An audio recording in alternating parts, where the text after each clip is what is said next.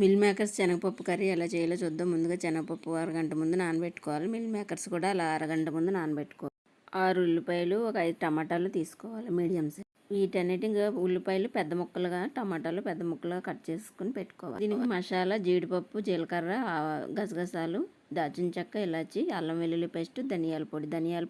ధనియాలు మీరు 1 స్పూన్ ధనియాలు వేసుకోవచ్చు.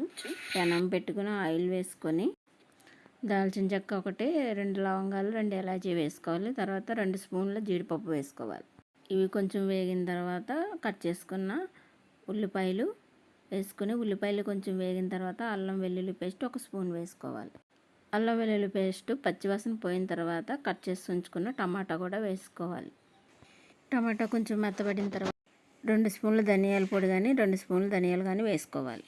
అవి వేగిపోయిన తర్వాత తీసి పక్కన పెట్టి చల్లార్చుకోవాలి. తర్వాత అదే పెనంలో శనగపప్పు ఉడకబెట్టుకోవాలి. శనగపప్పు ఉడికిన తర్వాత మిల్ మేకర్స్ కూడా వేసి నీరు ఇంకే వరకు వేయించుకోవాలి. దీంట్లో కారం, ఉప్పు కూడా వేసేసుకోవాలి. 2 స్పూన్ల కారం, మీకు టేస్ట్ సరిపడా ఉప్పు వేసుకోవాలి. ఇదిలా మూత పెట్టి అందులో ఉన్న వాటర్ అంతా ఇంకిపోయే వరకు ఈ మిల్ మేకర్స్ని ఉడికించాలి. ఆ నీరు ఇంకిపోయిన తర్వాత ఇప్పుడు మనం మసాలాలన్నీ ఉల్లిపాయ వేయించుకున్నాం కదా, ఆ వేయించుకున్న ఉల్లిపాయలని పేస్ట్ చేసేసుకోవాలన్నమాట. ఇవన్నీ మసాలాలు పేస్ట్ చేయించుకుని ఈ పేస్ట్ని మనం దీంట్లో లేకుండా చూసుకోవాలి. వాటర్ అయిపోయిన తర్వాత ఇప్పుడు మనం తీసుకుని మసాలా వేసేయాలి.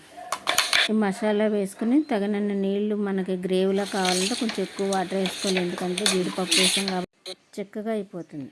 ఈ విధంగా వాటర్ వేసుకోవాలన్నమాట. ఇవన్నీ ఇలా ములిగేలాగా ఒక 2 నిమిషాలు అలాగా ఉడకనిచ్చి అప్పుడు కొత్తిమీర వేసేసుకోవాలి. కొత్తిమీర వేసేసి లో ఫ్లేమ్లో 5 నిమిషాల పాటు ఉడకనిచ్చి స్టవ్ ఆఫ్ చేసి మిల్ మేకర్ కూర రెడీ.